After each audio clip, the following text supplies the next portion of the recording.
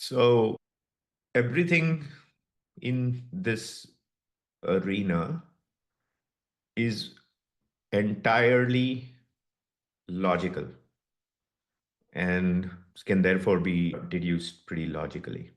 So let's start with the coaching example, and let's even say the product example. You will notice that my messages on the product side are very much directed towards like founder and founder like people. You don't have to literally be a startup founder, but my messages are very much directed to you are primarily responsible for the product.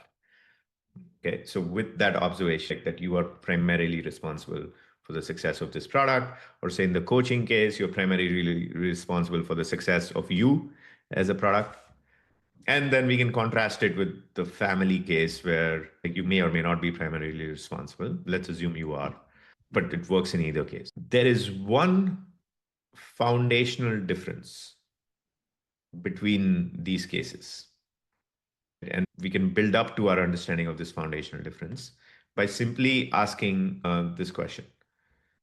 Let's take the coaching example. Let's say you are literally the best coach for a given domain in the world. I have a simple question. Can you help anyone reach world class or mastery levels when you are the best coach in the world? In other words, can you, as the best coach in the world, reach perfect and optimal results for pretty much anybody, any person in front of you? Just sit with the question, right? And just to accelerate the process, I think you would conclude no, you cannot. It is impossible, right? Yes, the coach is important.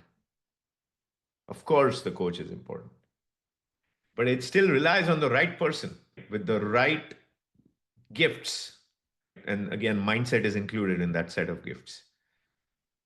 We just made an observation there. Okay, cool. Let's take the example of running a product. Like, is it fair to say that if you're running the product, ultimately you are accountable? And because you are ultimately accountable, it is logical for you.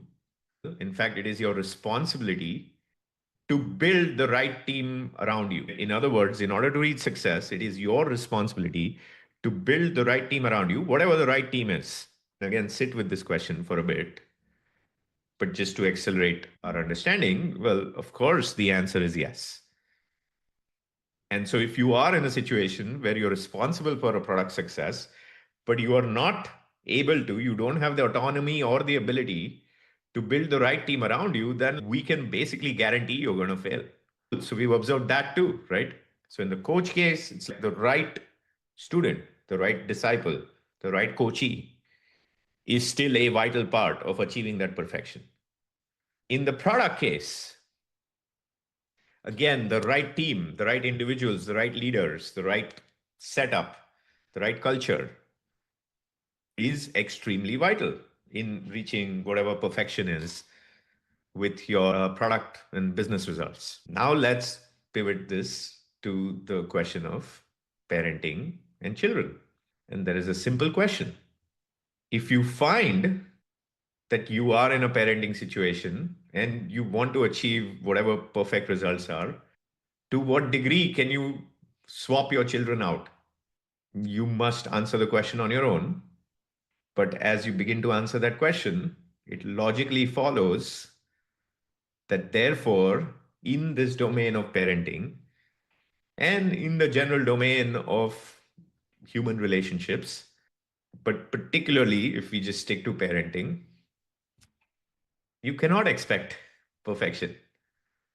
You cannot expect the most optimal outcome possible because there is a foundational difference here. So that foundational difference is the root of this apparent contradiction.